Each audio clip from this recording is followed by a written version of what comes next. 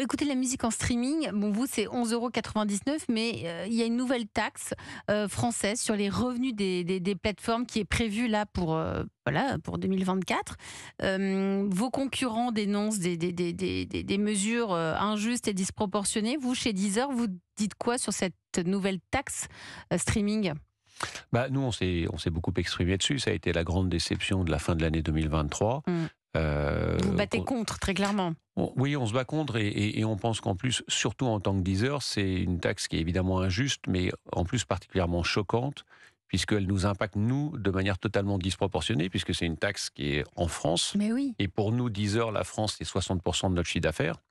Et quand on regarde les autres plateformes Alors que contre pour qui on se bat, qui Spotify ou sont d'autres, c'est beaucoup beaucoup plus grosses et puissantes que nous, et c'est pas la même chose finalement, pour la eux. France est beaucoup plus petite, donc ils seront beaucoup moins impactés.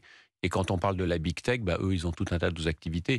Donc finalement, ça va être quelque chose d'assez infime pour eux, là où pour nous, ça va être disproportionné.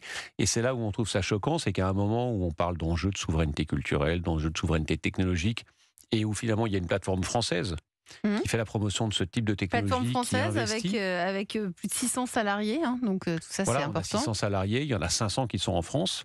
Donc on a pris la décision depuis 15 ans justement de garder notre emploi, de garder nos ressources, y compris de tech et de data, en France. Et c'est vrai que d'avoir une taxe qui vient nous impacter de manière disproportionnée et négativement nous par rapport aux autres, c'est quelque chose qui est incompréhensible et qu'on trouve choquant. Bon, voilà, maintenant Est-ce que la taxe, l'abonnement va augmenter alors? on n'a pas encore décidé, on va regarder. On sait Vous n'avez que pas c'est très décidé? compliqué. Alors que On sait c'est que c'est très compliqué pour nous de répercuter cette taxe sur les ayants droit. On a regardé nos contrats, ils ne nous le permettent pas vraiment.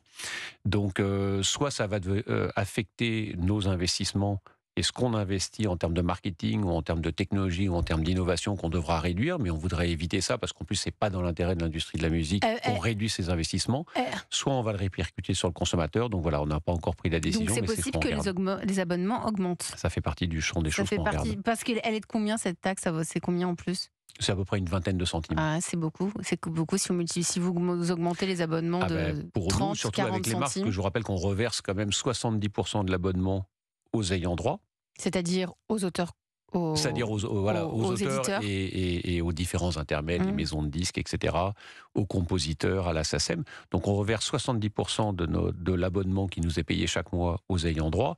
Donc voilà, nous, elle va nous affecter sur ce qui reste. Et c'est pour ça que ça affectera également nos capacités d'innovation, nos capacités d'investissement, nos capacités marketing pour augmenter la pénétration du marché. On a parlé de 16 millions de personnes en France. Dans le monde, il y a 600 millions d'abonnés au streaming. Donc en 15 ans, on est quand même passé de 0 à 600 millions d'abonnés. Et on sait qu'il y a encore des centaines de millions d'abonnés à aller chercher. Et c'est pour ça qu'on continue à investir. Pour vous, ce serait quoi la bonne augmentation pour le consommateur?